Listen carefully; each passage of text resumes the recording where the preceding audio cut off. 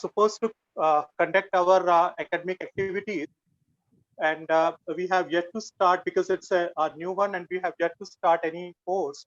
So we are starting with the webinars and lectures on some very current topics. And fortunately, at a time when we were established, the new education policy came, and I thought that there cannot be a better topic than NEP 2020 to discuss upon. So with that intention, we had organized a panel discussion, and we have eminent panelists. So the first panelist is Dr. Subhash Pandey. Dr. Subhash Pandey is a former Special Secretary, Ministry of Commerce and Industry, Government of India, and he was a bureaucrat in the government. And after his retirement, the university requested him to join Delhi School of Public Policy and Governance in the capacity of a member of the advisory council. So we are lucky to have Dr. Subhash Pandey. And since Dr. Subhash Pandey had been working and writing extensively in the area of NEP, so I made a request to Dr. Pandey to be a panelist and enlighten us on NEP. So I welcome Dr. Subhash Pandey uh, in the today's program. Thank you, sir. Our next panelist is Dr. Leena Chandran Wadia. She is a senior fellow and observer of a research foundation. She is the one who had been closely associated with the drafting of NEP also. And we could not find a better person than her to tell us the nitty gritty of NEP, and she will be enlightening us on certain points where we may not have enough knowledge, or because she was involved in the policy drafting. So obviously she is the one who can provide us the first-hand inputs on NEP. So I welcome you, Dr. Leena. Thank you. Our third panelist is Dr. Dipankar Sen Gupta. Dr. Dipankar Sen Gupta is a well-known professor of economics. He's from University of Jammu. And I was seeing the paper written by Dr. Dipankar Sen Gupta. It was shared by Dr. Shakti Sena. And it was wonderful, sir. And then we thought that why not to discuss that paper with the audience also. So I welcome you, Dr. Dipankar, for being with us. We have Shri Shakti Sinha, who is a former bureaucrat, and he will be with us within next 5 to 10 minutes. He's already here.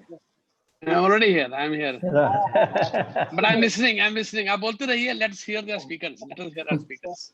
So, Shakti Sinha, sir, he's one who is the guiding force, and he keeps us, motivating, and he's the one who is suggesting us various themes. So, sir, thank you very much for joining us. I thought that you will be late by another 10-15 minutes, but thank God you are well in time. I could see the name of one of my very senior friend. He's not a friend, he's like a father figure to me. This is Professor N.K. Dhupar. He's a retired professor of the University of Delhi, and he is one who was discussing with me on national education policy, because we were there in board of studies in one university in Dehradun. So we used to visit together. We will come back, and we spent a lot of time. And then he used to tell me how he had raised certain issues on education policy, which was of 1986 at that point of time. So I welcome Professor Dhupar. I hope you are listening to me. I think he has been muted actually. And I welcome all my friends, all professors and the students who have joined it. Thank you very much for joining us, and I hope that we are going to have at least 1 hour, which is going to be very thought-provoking and full of inputs and wisdom. With these words, I once again welcome each and everyone who has joined, and I'll now request Mr. Shakti Sinha to say a few words.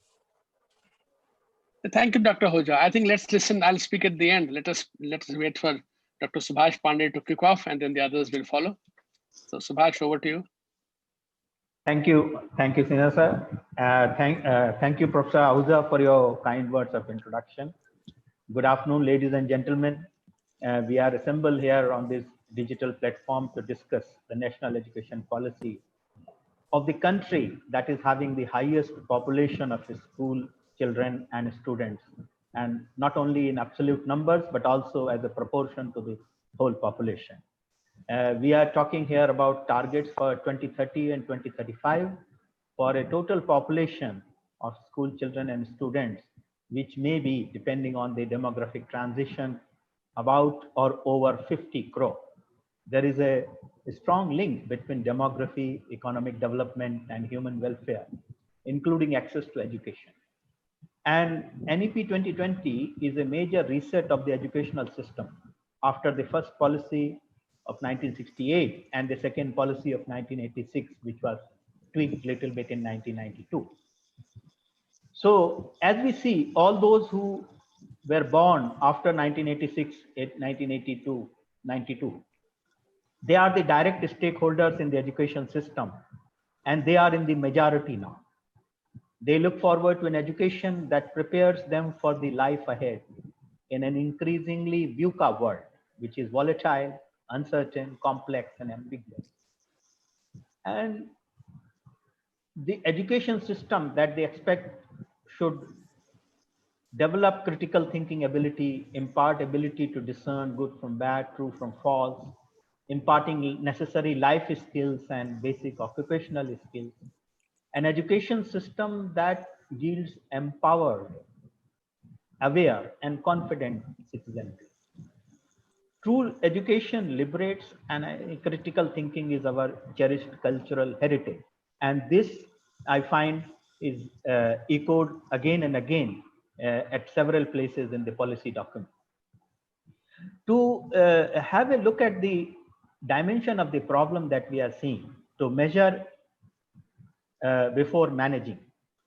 The latest statistics that we have from MHRD publications, MHRD is now Department of Education, that in 2015-16, there were 15.22 lakh schools covering 26.06 crore school children in classes 1 to 12. In 2018-19, the latest report that we had about 1,000 universities, about 40,000 colleges, and about 11,000 standalone institutions, which were covering about 3.74 crore students. So right now we are talking about a student population exceeding 30 crore.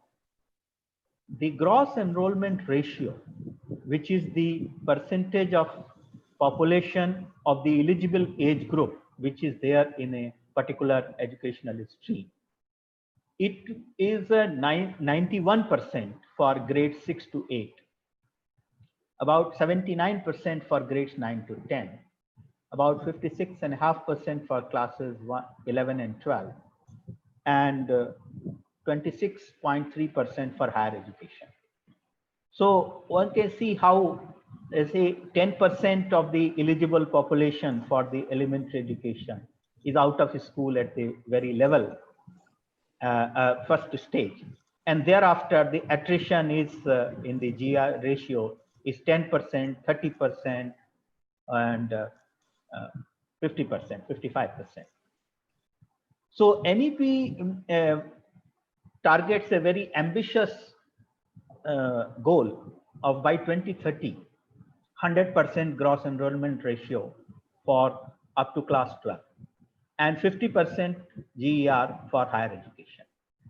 Now in this, what I find is that the national education policy has gone beyond the minimalist expectations that were set by the framers of our constitution and by the United Nations Sustainable Development Goals.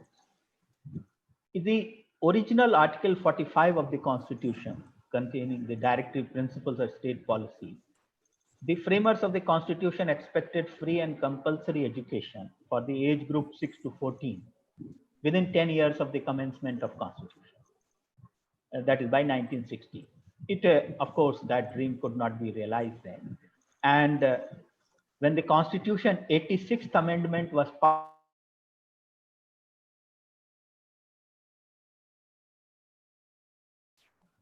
which precisely carried out this mandate of the directive principle, right to free and compulsory elementary education up to age 14. But this 2002 amendment was operationalized from 2010, 1st April 2010. And the original Article 45 was replaced by another mandate, which was to preschool, early stage childhood care and education for children below age of 6. So what I find is very innovative is that in this new education policy, by taking the first 3 years, that is the age 4, 5th and 6th year, preschool, also mainstreamed into the education system, because they, as the report notes, about 85% of the development of the child, intellectual development of the child, the faculty is developed at that early stage. So early stage in mainstreaming of preschool into the main area is a remarkable innovation, and in that it goes beyond the expectations of the sustainable goals. The UN SDG, it covers 10 targets under goal 4 for the education. And by 2030, it expects countries to achieve free, equitable and quality primary and secondary education, which means 12 years of free, public funded, inclusive and quality education, of which at least 9 years are compulsory education. So that gels with our Article 21A and Right to Education enacted in 2009, which says up to class 8, there is a free and compulsory education.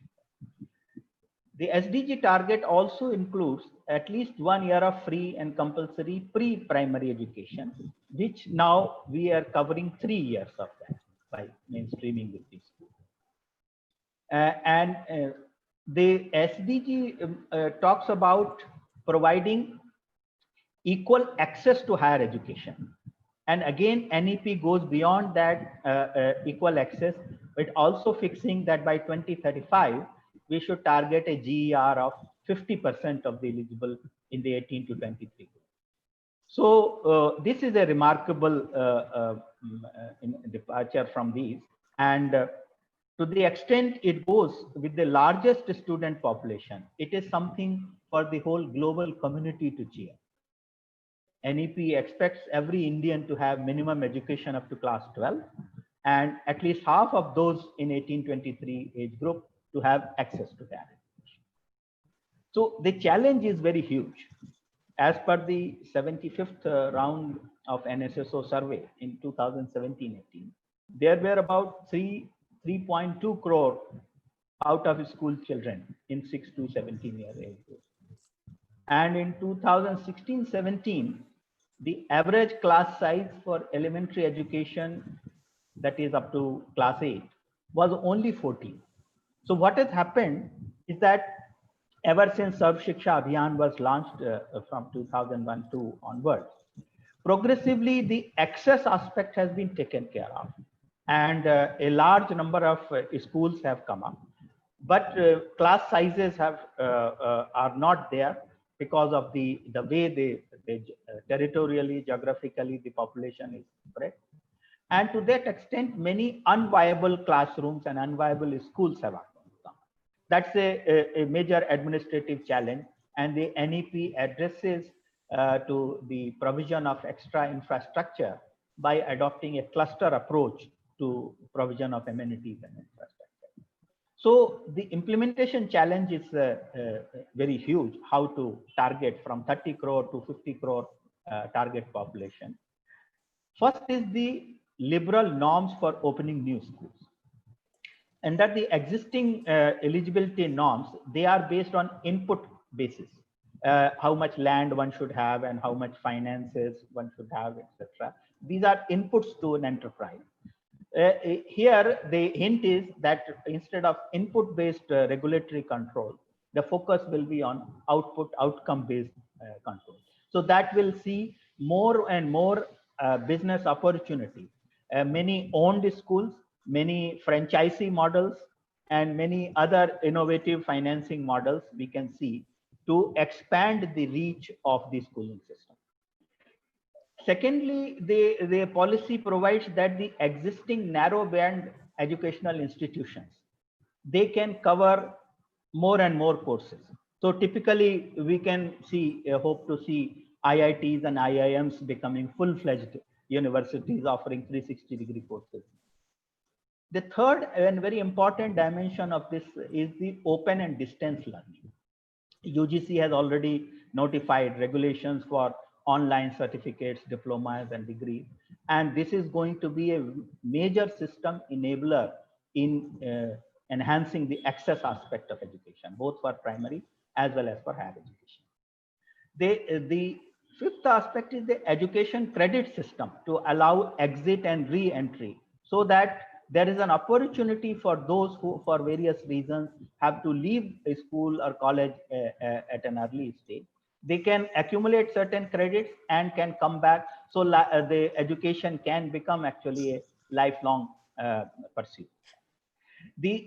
Another important aspect is the involvement of civil society, community, and alumni in the development of educational network.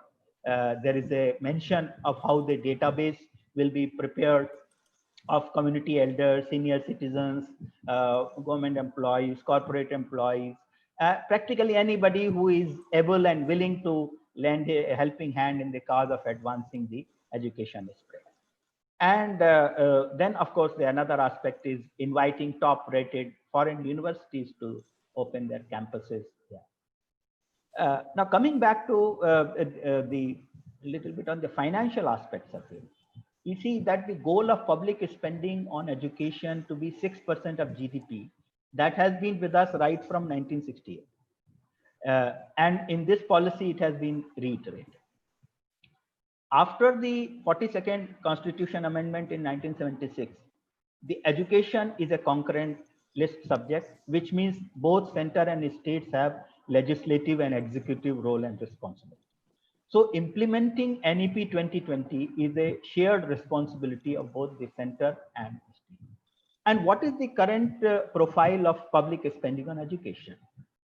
The current profile is that the central funding is about 20% and states funding is about 80%.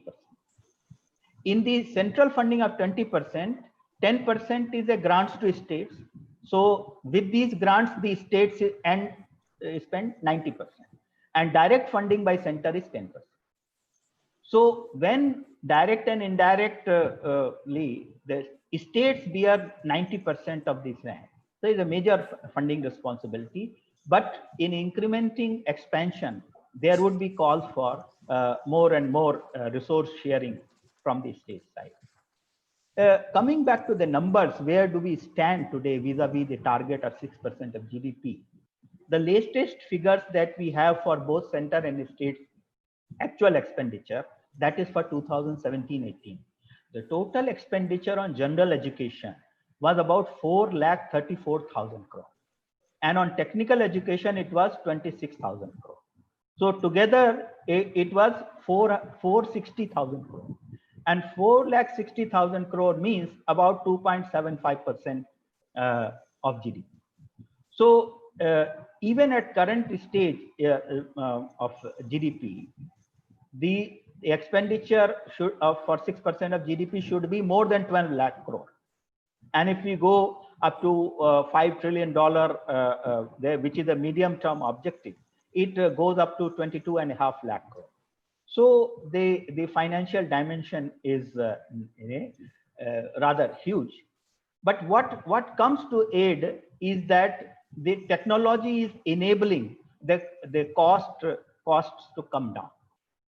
For open and distance learning, the costs are not the same as for the conventional brick and mortar there, and these will be supplementing the mainstream educational system in a big way. So before concluding, because my other panelists will also have many other aspects of policy to cover, I would like to briefly touch some aspects of the restructuring of education per se. In this new 5+3+3+4 structure, the education starts soon after 3 years of age. And the first 5 years are preschool and class 1 and 2. Next 3 years, 3 to 5, like that. So from instead of 10+2, now it is replaced after class 8 up to class 12, 4 year in a day, and thereafter a 4-year degree cum research degree. The medium of instruction, preferably the local language or mother tongue of the child, at least till grade. Another major aspect is that at the early stage, the school bag is going to be much lighter. There is a more focus on exploration and whetting the curiosity and the playway method of teaching. And the students will have more scope, more choices in subject combination. It de-emphasizes rote learning with more holistic assessment coming. The exam system burdens will be coming down, stress will be coming down with semester system, and access to higher education through scores by National Test Agency. So these are some of the features which made me wonder when I read through here. I wish I had got my schooling under the shadow of NEP 2020. But never mind, if not me, my grandchildren will. Thank you.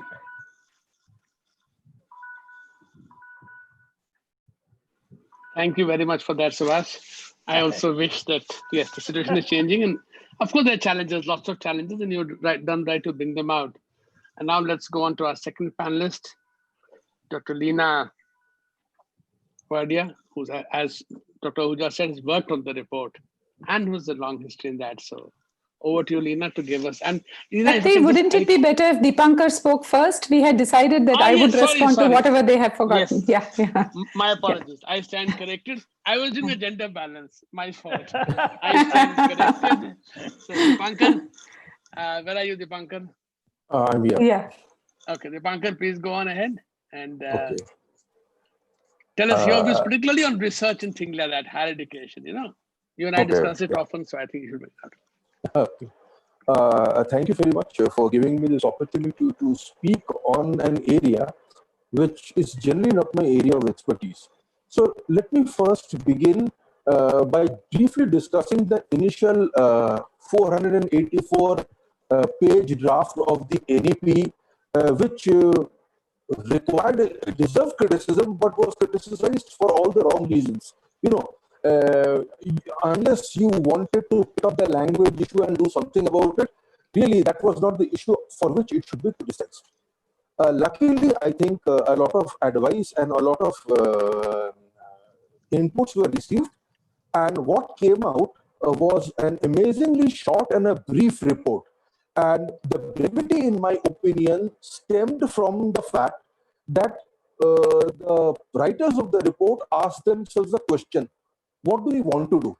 And it's there in the report. They said that we basically want to lay the basis of a knowledge society in India. I mean, what is a knowledge society? In my opinion, the definition I have, a knowledge society is where the human condition is improved by the exploitation of human knowledge. And as an economist, one aspect of the knowledge society happens to be the knowledge economy. And what is the knowledge economy? In my opinion, the knowledge economy is one where wealth is created primarily by the exploitation of knowledge rather than the exploitation of land, labor, capital, and so on and so forth. So once they gave themselves this particular vision, the report that came out was brief, it was to the point, and I think anybody who reads the report objectively will find very little to carp or cavil about that particular report. In fact, the objectives that are there, they stem from the vision that the report sets for itself. Now, I'm going to stick to higher education because when it comes to lower education, I think Professor Dr. Pandey has covered it. There are lots of good things to say about it, but again, I'm going to stick to higher education where I know something. Now, as I said, we are basically heading for a knowledge economy, and we have to create I mean, this is a very narrow-minded economist's view. We have to create knowledge workers, knowledge persons, and so on and so forth. And there are two parts to it. There has to be a section that will be involved in the production of knowledge, and the others who will be basically skilled workers applying that particular knowledge in the various fields. And there are intermediary fields as well. Now, one of the things that the first report did, and the draft report corrected, and this report corrects to a great extent, is this watering down of hierarchy. If you look at the first report, there was a hierarchy of higher educational institutions. You know, those institutions that would do research, those institutions that would teach, autonomous colleges. In the second report, it was brought down, this hierarchy was loosened, and in the third report, it was, the final report, it's there, but again, the emphasis is that this is not watertight. Now, let us look at the production of knowledge. If you look at many of the things that are going on today in many fields, for example, in environment, the production of knowledge basically is taking place outside the university systems. For example, the Center for Science and Environment, which is funded voluntarily, which is outside the university system, has done fantastic work when it comes to environmental issues. Similarly, again, it could be contentious.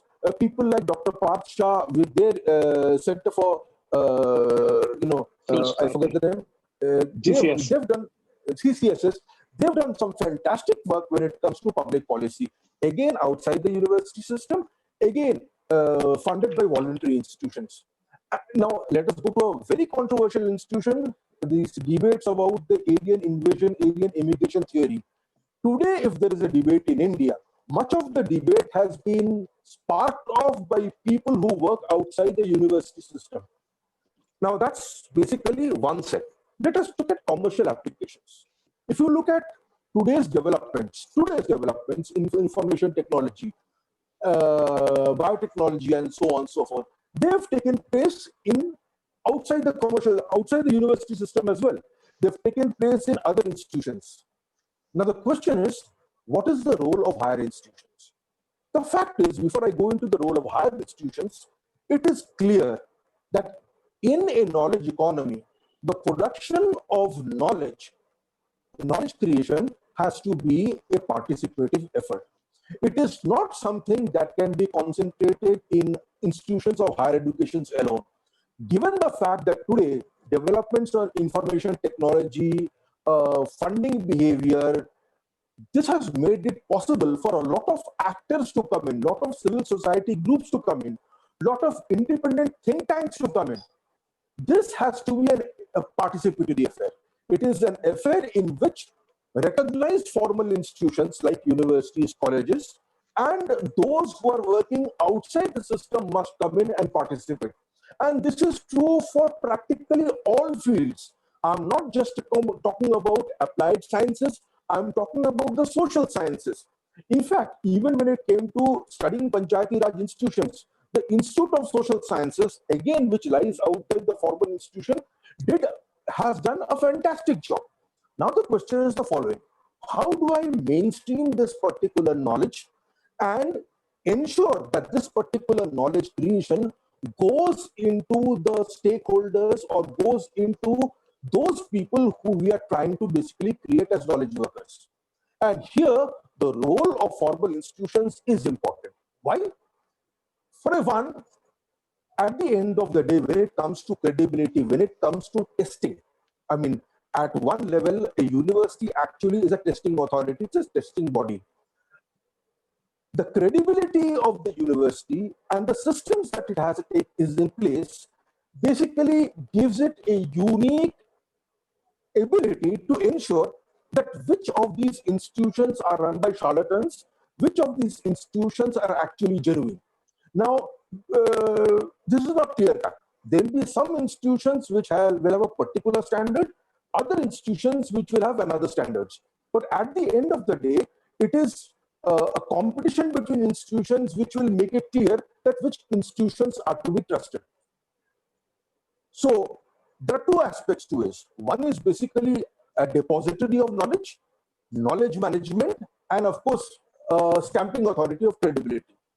Now, Therefore, it means hierarchy issues aside, the architecture of our university institutions is also extremely important.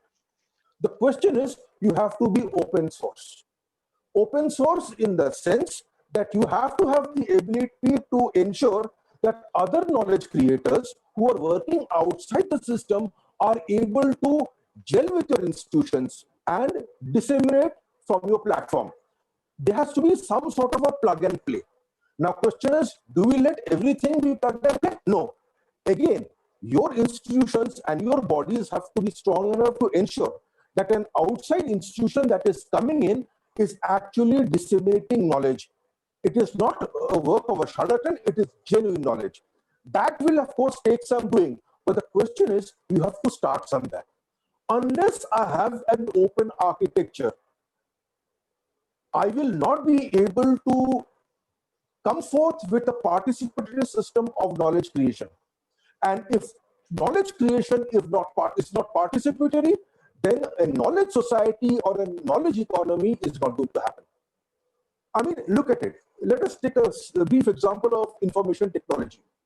Today, the things that are extremely hot happen to be blockchain technology, data sciences, artificial intelligence, big data, and so on and so forth. Very few institutions are able to offer it. Why? Because the persons who invented it are not necessarily from the university system. They are from outside the university system. Now, how do you ensure that it's not just a select few institutions, but all the institutions who are able to do it? Unless you have tie-ups with these commercial institutions, commercial bodies, who also want people to be trained in these particular technologies, you will not be able to create your knowledge workers. And therefore, an open source architecture for our higher educational institutions is extremely important. Now, let me briefly come to the system of financing. I think public financing is the must. Why is this so? And I will basically take you back to the GI Bill of 1944, when the returning servicemen were supported by the United States government into going into colleges. Now, we now understand today that that particular act not just helped the servicemen who came back and were able to go to colleges because of grants given by the government, but later on, the amount of intellectual and human capital that was created enabled the United States, among other things, to steam ahead, forge ahead from other nations when it came to the knowledge economy. Now, so funding is a must. The last thing that I want to say, and this is something that Shakti Sinha also spoke about when he gave an address to the students of IIM Jammu. Today, when it comes to skills, when it comes to what you require for the future, we don't know what skills will be required 10 years hence. We don't know what skills will be required 5 years hence. Under those circumstances, flexibility is the key. Flexibility in knowledge imparting, flexibility in training, and flexibility of institutions. Flexibility will only come to you when you have an open source architecture. Without that, I'm afraid, while this report goes very, very far, that critical ingredient of being open is missing. The current NEP does not preclude it. But I think if our universities take this report to its logical conclusion, then I think open source architecture for our universities or higher education institutions is the way to go. The other thing that I will briefly talk about is the following. The report talks about setting up a lot of autonomous colleges. And to a great extent, when it comes to places like Delhi, where there is almost a level playing field, this possibly could make sense. But in far-flung areas, and I know I come from I basically teach in the University of Jammu. Some are affiliated colleges are in pretty far-flung areas. To give them autonomy would be counterproductive, because as a standard-setting institution, as an affiliating institution, we know that there is a floor of standards which we don't let our colleges go below. Once you start granting autonomy to colleges, many of them would like to race to the bottom.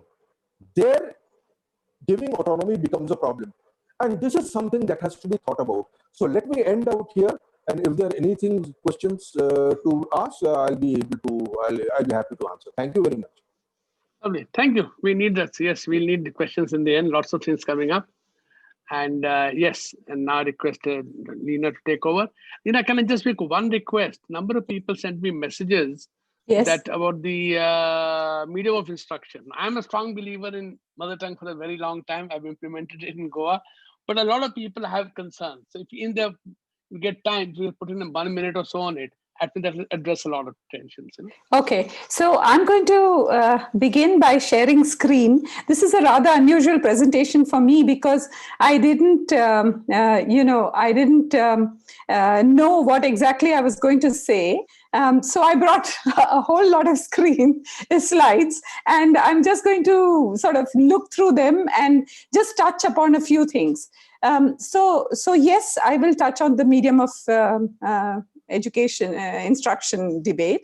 I just want to take a first few slides very quickly through, and then I will just jump to a couple of things that come to mind based on what everybody has said. So this is a slide just to show you that this policy is end to end, touches on every aspect of learning, including adult education and lifelong learning.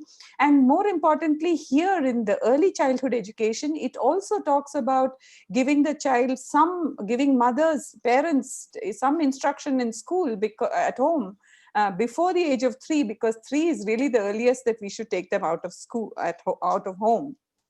And I'll come back to that later. And then, of course, Anganwadis and preschools are all built into the,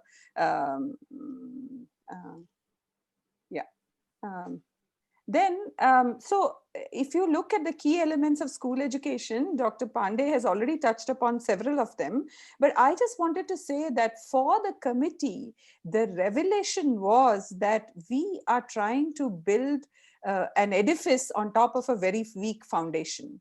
So we need to actually fix the foundation, which is early childhood care and education, not just education, care too. And also ensure that there is foundational literacy and numeracy, because year after year, Pratham comes out with the ASAR reports and we are not doing anything about them. And I'll come to, what are some of the reasons that we found was happening.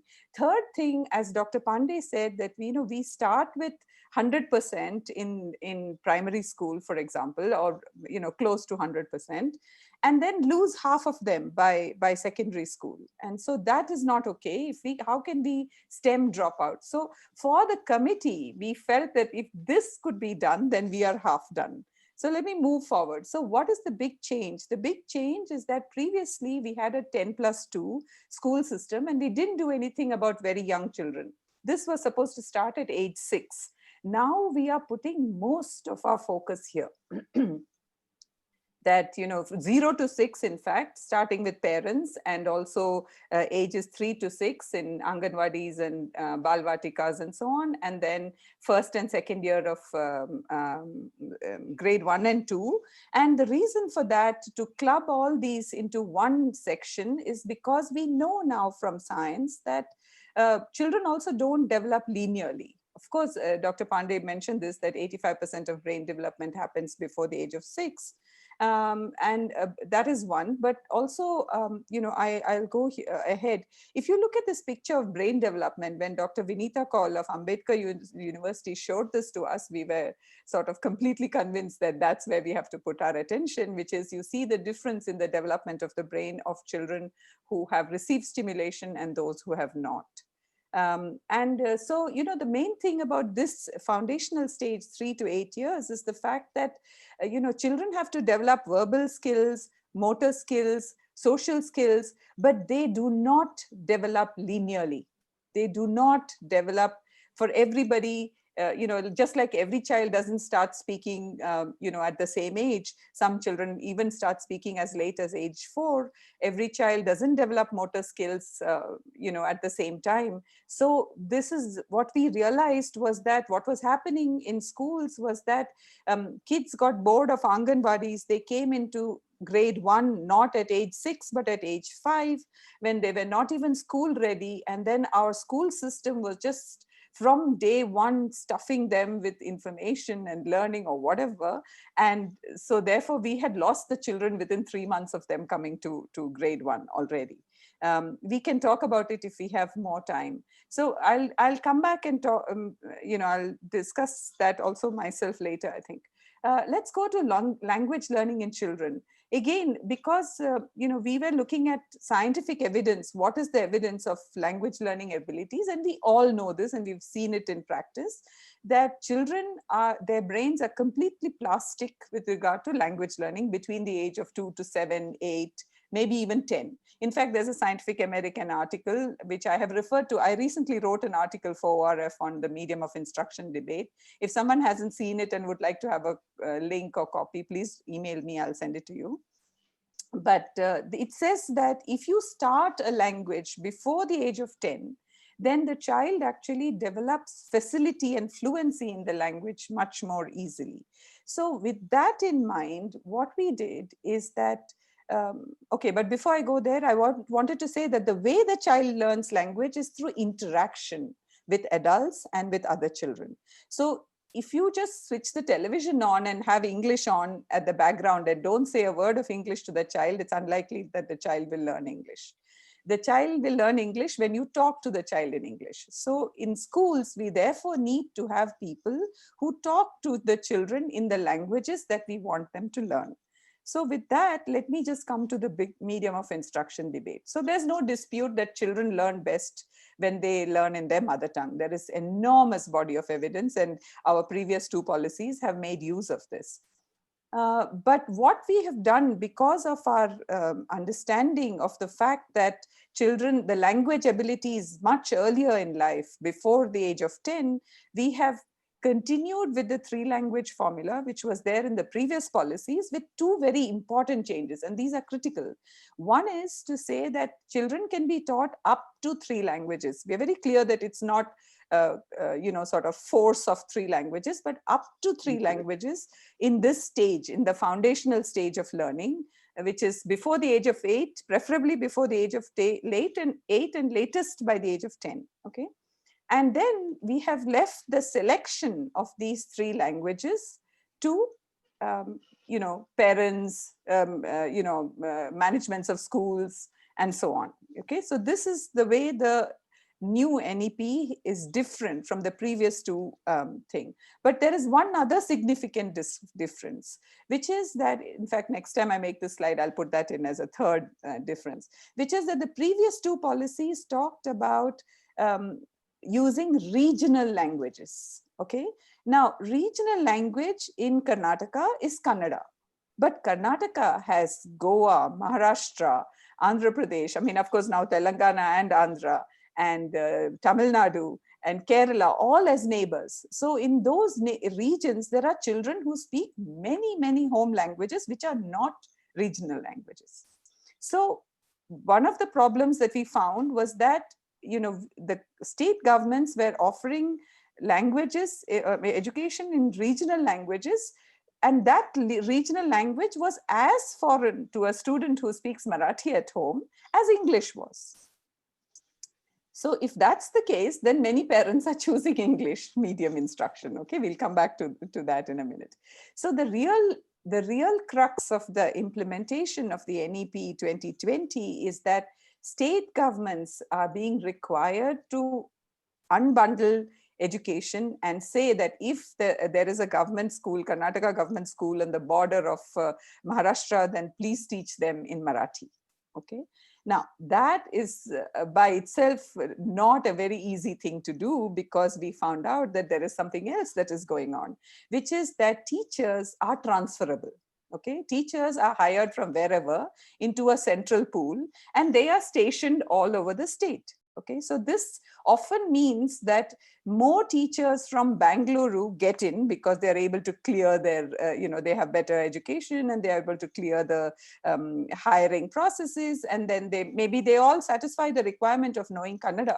But then when they get posted to a border area with, say, Andhra, and need to speak Telugu to the child, they cannot. So there is some value in hiring local teachers. So these are the real hidden constraints in the medium of instruction debate, which has not shown up even in the discussion during NEP. And that's not surprising, because when we started revising the policy, what we set out to do is ask what is going wrong. And then we found out all these things that were going wrong, and we've tried to fix them. But again, then the implementation will decide whether we succeed or not. So to come back to this foundational literacy and numeracy, why is the ASER report throwing up such bad results year after year?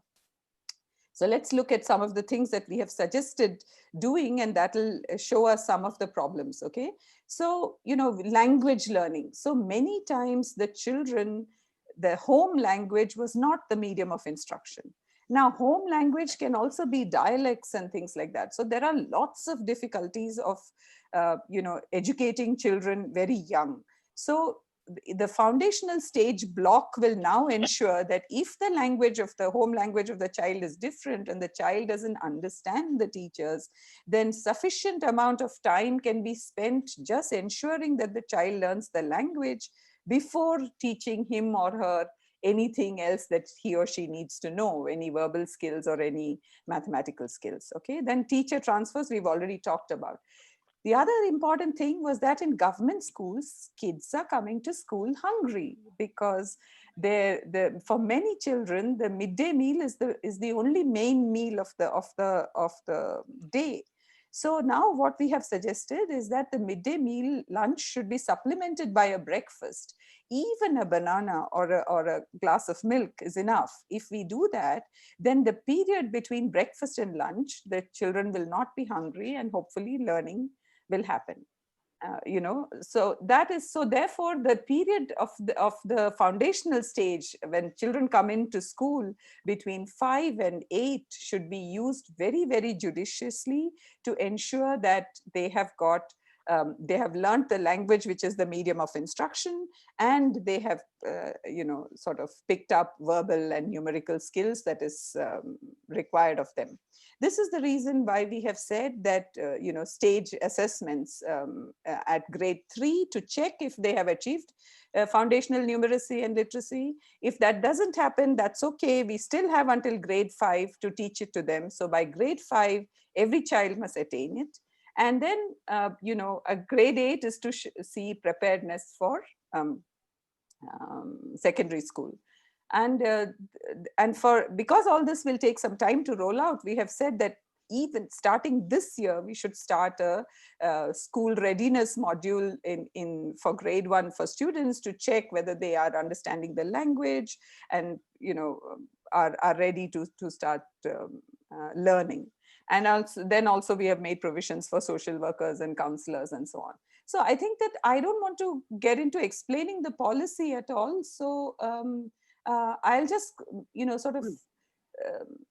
sort of halt here and go to 2 other slides which I want to show. Okay, so this in higher education, I mean, everybody, we are all very passionate about education, and there are many definitions of education, but this one I felt was like the more you thought about it, the more it can be fleshed out.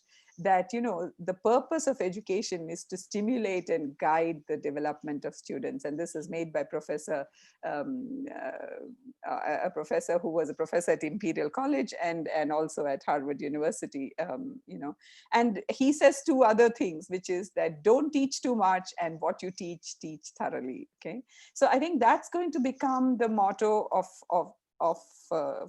will have to become the motto of our education in our country, that teach it well also means that you have to teach students how to make use of the knowledge they learn. So this Professor Whitehead, actually, he wrote a 1949 book called The Aims of Education, and it's still so relevant and so fresh, actually.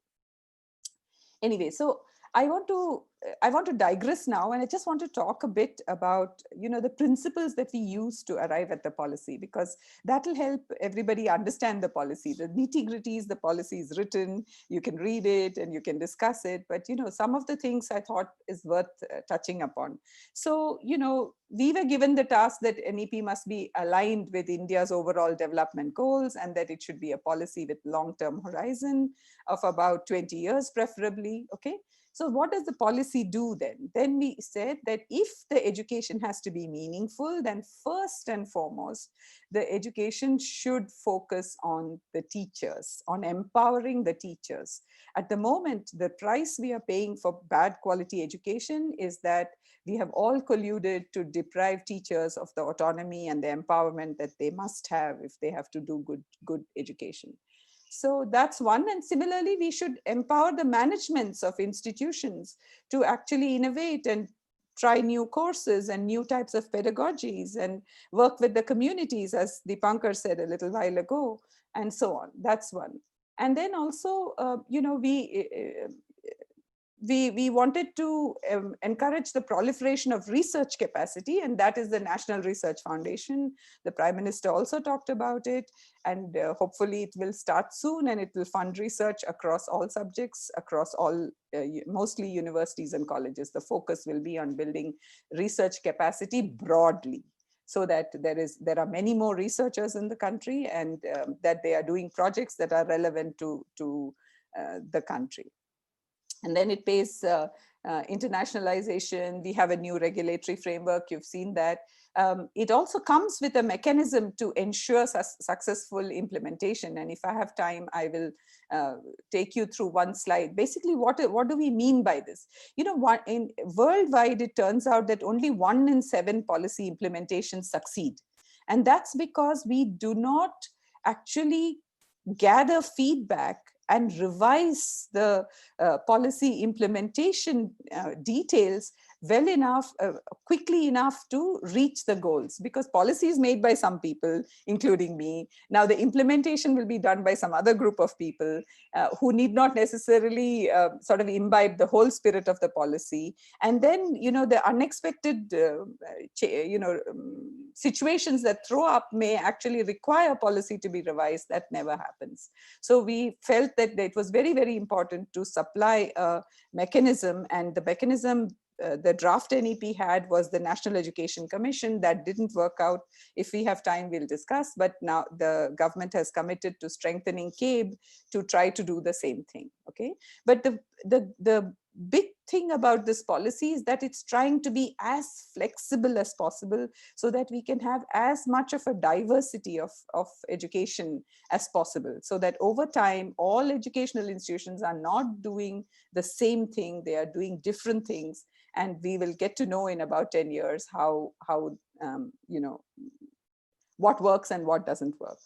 And some of the things that that people have written about, one of the key things that we had decided from the very beginning is that the policy must focus on strengthening government education, both schools and colleges, because that's the only way, that one of the key goals of the stated goals of the policy, that every child, no child left behind, every child must complete their education until grade 12, can only be achieved if government education schools and colleges are strengthened. Colleges, of course, we are not, neither did the draft policy nor did the government's policy say that it will be free education beyond 12. But if you can give good quality free education till age 18, grade 12, I think many students will be on their way. The other thing we did not do, which we had made very clear about, Dr. Kasturirangan was particular about all these things, is that we do not interfere with the role of state governments. We do not take away their role. All the existing constitutional provisions for who does what should not be touched. Similarly, we have not talked about the principles of reservations and so on, and that has come in for a lot of flack, but the thinking was that that's not the remit of the policy. What is the remit of the policy? The remit of the policy is to make sure that every child, irrespective of caste and gender and religion and disabilities, should actually get a good quality education, and the policy has talked about that. Our job is that no matter who's in a classroom, they have to get the best possible education that they can. These were our guiding principles.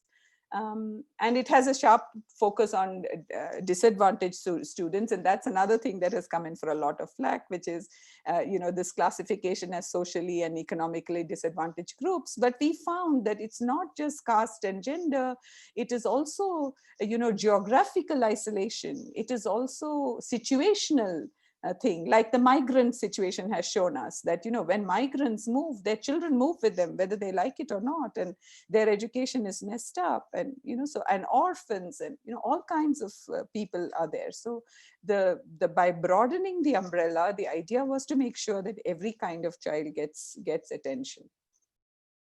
And then, of course, our dependence on the latest scientific research and best practices from India and abroad to guide policy formulation. So I'll stop here, and we can discuss other things as depending on questions. Thank you. Lovely. Thank you, Lina, for that. We have a few questions. Let me just pose it to the people. Dipankar, the question for you is the two questions for you that I've seen. One is, how do you see the onset of research at undergraduate level, particularly in social science, where we need critical thinking and holistic understanding of the subject? It won't be useful. That's one question. The other question is that you talked about college autonomy and providing a crisp concern about providing. Do you think autonomy in higher education is a socially exclusivist enterprise? There are two questions to you. On language, questions are coming up as I expected, which I had said in the beginning only. Language will be something. So in metropolitan cities, among globalization, what would be the medium for instruction? That's one thing. The other thing is where I think both you or Lina and Subhash could look at it, is many schools may not have the space to add a new set of classes for the extra year at foundation level. In that case, they may have to tie up with play schools. But then these play schools won't come under the ambit of NEP. So how would they be regulated? And so let's handle these 3-4 questions and then come back to the others. Shall I start with the questions addressed to me? Yeah. Please Okay. do. Please Okay. When it comes to research at undergraduate institutions in the social sciences, I think nothing stops faculty in the colleges from undertaking research in the social sciences. In fact, it's the best thing, easiest thing to do. I mean, if I am an economist, if I am a political scientist, while I am teaching, what prevents me from gathering data locally and analyzing local politics, local economy, or given the openness of data, analyzing anything when it comes to social sciences? So, when it comes to social sciences, I don't think faculty in the colleges are precluded from doing research. The sad part is that my research at the undergraduate level does not feed into my teaching, because currently, if you look at the undergraduate syllabus, it's basically set by a university. So that is basically almost cast in stone today, and as a result of which I may do my research, but that gelling of research into teaching doesn't take place. Now, it need not be so. Even if as I'm doing research, at least third year or fourth year undergraduate students, we're talking about 4-year undergraduate degrees, can basically be initiated into this, into this process of knowledge creation to tell them how critical reports are written, how to muddy their hands with data, and introduce them into critical thinking. Now, there I think college autonomy becomes extremely important. Because if there's a particular college, fine institution with systems in place, then research can play into my teaching. On the other hand, if I'm a weak college where my institutions and the systems are not in place, then of course it could play differently. But nothing prevents research at the undergraduate level. We have to ensure that this particular research also feeds into teaching. And I would imagine same would be true for many of the sciences as well. For example, if I'm into life sciences, there are lots of things I can do at that particular local level. Possibly physics and electronics, not much, but I can do a lot of stuff. Now, when it comes to the language of instruction at the higher education level, look, there is no doubt that countries like Japan, countries like China do use their mother tongue when it comes to institutions. But that was preceded by a massive effort where the latest textbooks and the latest technologies were translated. In our country, it would mean translating all this, a humongous effort, into so many languages. My thing is the following: let this be something that is gradual. You can't dispense with English, I mean, for a long time to come. I fear, and what is realist is basically these institutions will keep on using English for quite some time to come. As and when the local language take over, this will be a gradual effort or a gradual process, if at all it takes place. The thing is the following: given the fact that you are basically competing with the best of the world, whatever you do should not compromise with quality. If it compromises with quality, then I'm afraid you're in for very serious trouble. This is not to say you can't do it. You can do it. The question is, how do you do it? Is it a gradual affair? Is it an evolutionary affair? Or you want to make it do it all of a sudden? You do it all of a sudden, I think there's going to be great problems. I think these are two questions to answer. Yeah, thanks. Alina, there are two questions that you could take up as the one about, of course, metropolitan cities and the use of English. And the other, which I'm seeing right now, is about the fact that marginal communities in hills and other areas whose languages are yet to be introduced in schools. How would you use their language as medium? So Lina could answer these two. And then Subhash could take up the other one about clusters. So about languages, the policy does not force anybody to study in any language. The policy says there is scientific evidence to show that students think better in their mother tongue home language. But it is also possible, given the students' ability to learn languages very young, if you teach them a new language and you make sure that they are fluent in it, then you can instruct them in that language too. And that's what is happening today. For example, when people who speak no English at home send their children to English medium schools, eventually the child does learn English and does learn to study in English. But the thinking is that unless that English education is of very high quality, there is a problem. And the problem with providing high quality language instruction is the way we station teachers within the government system. And I'm talking about the government system because private sector are also focusing on English medium education, because private sector could grow so much because they were offering English medium education, which is aspirational. So the choice is definitely with the parents and the students. And in urban areas, it's much easier to make that choice, because within a 2-kilometer radius, you can have a Kannada school and an English medium school, and people can select either of them. But when it comes to rural areas, they don't have a choice. They have to study in the language that teacher is able to offer. And on top of this, if you transfer the teacher in 6 months or 1 year, then that's incredibly traumatic for the child, because very young children also make relationships with their teachers. They learn through their relationship with their teachers. So in many ways, they were getting hurt when they were doing this with this teacher transfers. Absolutely. So that was one question. And I wanted to touch on this autonomy thing. Dipankar is right that, you cannot give autonomy to everybody. And we have actually tried to make sure of that and said that there is a 15-year period, not 5, not 10, 15-year period over which private institutions can actually try to improve their quality, meet the accreditation standards so that they qualify for graded autonomy. We said a full autonomy, government has gone in for graded autonomy. If after 15 years of preparation time, a college cannot meet the standard, then it is in the interests of the students that particular college is closed. Now we talk about the colleges in rural areas or very far-flung areas. We have said that if a college needs to remain open because it is providing a service that is not available through anyone else, then that college, we have said, should become a constituent college of the university. The university must take full charge of that college.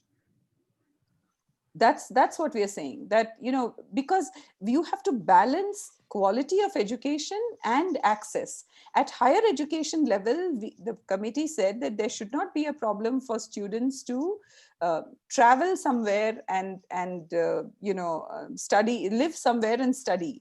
Of course, it would be ideal if all colleges were residential, but most of our colleges are not. But still, if a 20-year-old goes somewhere and stays with family or friends and studies, that's okay. So, so we were trying to find the balance between all these competing issues. So I'll stop there for now. Yeah. Okay, man. Yeah. Yeah. Subhash could talk to us about if you have to add an extra class at foundation level, etc. Actually, this stems from this 5+3 system there. Here what we are going to see at the micromanagement, the convergence of Anganwadis and primary schools. So in terms of a physically relocating whether children or teachers and other support staff, how it will play out, it is not something that can be fleshed out in detail at the policy level. But in the initial years, as the authorities are clarifying, that there will be enough time allowed for transition, and anyone who is exiting the stream at the existing need not be refashioned for the new system. So someone going after 4th or 5th in this year or next year, there could always be the transition that, okay, this particular transition will happen after 1 year, this will happen after 2 years, this will happen after 3 years. And that flexibility is given not just at the state level, at the local level. So the convergence and clustering approach of pooling of facilities, these can help in the transition period. Eventually one has to have, and that is why the 6% of GDP is the resource commitment, to meet the critical infrastructure gaps in terms of both government and government aided institution. If there is a private institution there, that is the resource limitation. You can do only this far and not beyond. So this is a question on the convergence with Anganwadi. The other question was on this for a free good education and no child left behind. Talking about the engineering colleges in Karnataka, Tamil Nadu, etc. Now here, as you can see, that the right of compulsory and free education up to class 8 is fundamental right. And beyond that also, we are targeting GR of 100% up to class 12. Beyond class 12, it is not universal access. It is 50% GR, and in a large part that can be captured by the public institution. So it is nobody's case that there can be a free higher education. Of course, as the system, as I was also expecting the hope that the technology will be bringing down the marginal cost of providing education over the years. I think I know. Can I just add something, Shakti? So I wanted to say that, we have about 1.3 to 1.5 million, I don't remember exactly now, Anganwadis. And we also have, roughly the same number of primary schools, actually, okay? Actually, that's probably not right, because we have 15 lakh schools, and most of them are primary schools. So I think there are many more primary schools than Anganwadis. But we have a large number of Anganwadis, 1.5 million or so. Yeah. And what happens at the Anganwadi is very critical. First of all, the people who work at Anganwadis are hired locally. They are the local women, which means that they often speak the language of the child. And then they are there, the children are there till 5 years. And during that period, their critical health issues are looked after, their vaccinations and so on. So it's not a good idea to take children out of Anganwadis. But if Pakka buildings for Anganwadis have not been built and the state government is considering building them, it would be a good idea to co-locate them. But the policy has been very, very flexible in the sense that this entire 5+3+3+4 is actually a curricular and pedagogical restructuring. It does not have to align with physical classes of Co-location, schools. exactly. So yes, it does not. So the foundational stage can start at Anganwadis and continue into pre-primary and go on into primary school. There's no problem at all. The only goal that is set for that period is make sure that the child is fluent in their languages and has literacy and numeracy skills. So we are sort of setting outcome goals at key stages, at grade 3, at grade 5, and grade 8. And if we are able to meet this, then we have built a nice foundation on which any amount of education, formal, informal, can actually work. Yeah. So I just wanted to say that. And about the business of education question, I just wanted to say that the policy has actually tried to encourage private sector and is also trying in parallel to make sure that the poor quality private sector is eventually weeded out. And that's the only thing that one can do, actually, that, there is private sector and there's private sector. Some of them are doing very good work and we cannot club them with everyone else. So you give enough time to sift the good quality institutions from the poor ones, and then you shut them down. And accreditation is central to this decision making. No, actually, the policy very clearly says that the educational institutions at all levels, they will be treated, audited, and inspected as not-for-profit institutions. So that is the core message. Right. Yeah. There's a question here about marginal communities in hills and their languages. Can you have those as medium of instruction? See, the medium of instruction. You answered it indirectly. Is determined by the teacher. It, I did. But the policy has actually made a provision that you could have volunteers from local groups who can come and play with the child and talk to the child in another language, in their own language or another language. So, we could make use of committed people to teach children additional languages, and hopefully that will happen. Yeah, I don't see any more questions. One or two I wanted to also address. So if there are no more questions, let me see, somebody has just read something. Okay, I'll handle it, not to worry. The point is, I think three of you have brought out a lot of things that obviously everything can't be brought out. One of the few things I thought I'll just raise, not raise, but just put it across to our viewers or listeners at least, is that one, that the NEP is not a law. One, neither is it a plan of action. I mean, the two are very different things, because if you unpack the NEP, which you have to in any case, you require some legal changes in 5+3 when you, particularly including the Balwadis and the Anganwadis into this. Obviously, you'll have to make some legal changes. Fine. Some legal changes may be required at the national level. We don't know. A lot of them will be other changes required. So in the sense that some will require money, some may not require money. So let's not just see this today to have all the answers or not. Obviously not. In fact, when the government did the 1986 policy, very big policy as compared to this one, when we reviewed it in 1991, and I was then first in Goa, then in Delhi looking after it as head of education, the 92, in fact, policies were ultimately called the plan of action of the 86 policy. So, between making a plan and implementing it in a country of India's size, and the kind of pedagogy changes and curriculum changes and textbooks, etc., physical changes, does require time and effort. So a lot of people are expecting things to change tomorrow. MPhil band ho jayega, kya ho jayega? And that's the point I'll just quickly come to. So we have to take that into consideration. I think it is sufficiently flexible enough. The policy that I've seen it, that I could understand, is sufficiently flexible enough to allow for changes to happen at different paces at different places. So, it's not that such and such things will switch over. No, obviously it will not happen. It does require changes. The other point is the fact of that we've created an MPhil system. MPhil should be a normal part of the PhD process, but we made it a standalone MPhil. So people are doing MPhil but not doing PhD. I mean, it really made no sense. It was really serving no purpose. Ultimately, to do a PhD, you must first get your methodology right, get your course content right, then start working on your thesis. If you do that in MPhil at a smaller level, at PhD at a bigger level, I don't see the logic of that. So I think rather have much greater focus on independent research at the BA and MA level, especially at the MA level, writing own papers, etc., And only those who are really serious about research and teaching go into PhD. So therefore, that really makes a lot of sense. But I'll end only with the mother tongue thing. People get a little too worried about the mother tongue and what will happen to this and that.